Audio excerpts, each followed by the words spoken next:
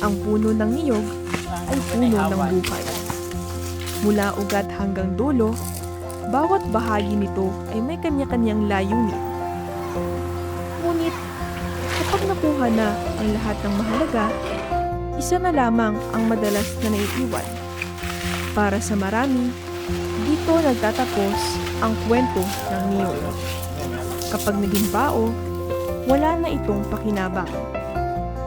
Pero sa bayan ng Lopez, kung saan ang niyog ang isa sa pangunahing pinagkukunan ng kabuhayan, may isang taong tumangging maniwalang dito nagtatapos ang halaga ng isang bao, sapagkat sa kanyang mga kamay, ang dating itinatapon ay maaaring maging simula ng panibagong kwento.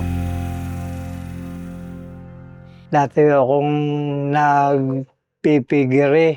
Tapos ay itong pwestong ito'y grocery. Nagtayo ako ng bakery dito rin. Maganda naman ang kita noon. Siya si Mang Jessie, isa sa maraming Lopezenyo na nagsumikap upang mabigyan ng maayos na buhay ang kaniyang pamilya. Subalit, lahat ay nagbago dahil sa hindi inaasahang pangyayari. Akala ko'y patay na ako. Parang wala nang buhay. Bigla akong nawala ng kabuhayan. Yun ang mahirap. Naisip ko na walang mangyayari sa akin. Ngunit, habang unti-unti siyang bumabangon, may isa rin siyang napansin. Isang bagay na araw-araw lamang naiiwan matapos ang pag-aani ng niyog. Minsan ako'y nagkakayod, tinatapon ko ng bao. Naisipan ko na gawing mapakikinabangan. Una kong ginawa yung paso na nakabitin. Ayos naman na bibili noon. Mula sa isang simpleng paso, unti-unting nabuo ang isang sining na hindi lamang nagbibigay ng bagong anyo sa bao, kundi nagbibigay rin ng panibagong direksyon sa kaniyang buhay. Bakit po bao yung napili ninyo, tatay?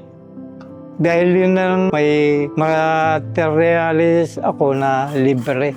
Ang bibiling ko lang, varnish, saka yung glue.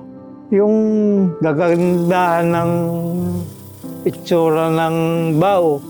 Pagka nilinis mo, na pagtagaan mo, na gawin bagay na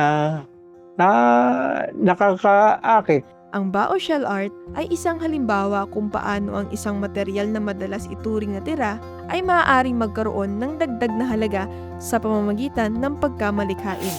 Sa isang bayang ang niyog ay bahagi ng pang-araw-araw na buhay, ipinapakita ni Mang Jessie na may pagkakataong lumikha ng kabuhayan mula sa mga bagay na madalas hindi na napapansin. Masaya ako, lalo na nung nabibinta na yung gawa ko sa Malaysia.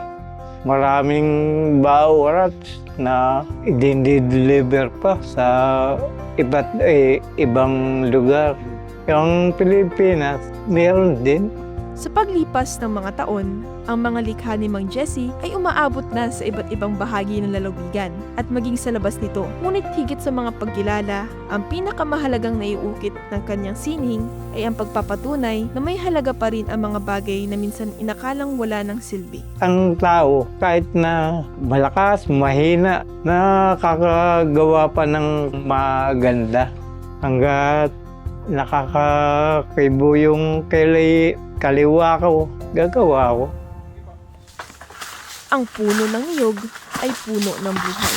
Mula ugat hanggang bunga, bawat bahagi nito ay may sariling halaga. At sa Lopez, maging ang bao ay hindi nagtatapos bilang tira. Sa kamay ng mga taong marunong makakita ng posibilidad, ito ay nagiging sining. Ang sining ay nagiging kabuhayan. At ang kabuhayan ay nagiging pagkakataon upang maipagpatuloy ang isang kwento. Sapagkat ang puno ng niyog ay puno ng buhay. At maging ang bao ay patuloy na nagbibigay buhay.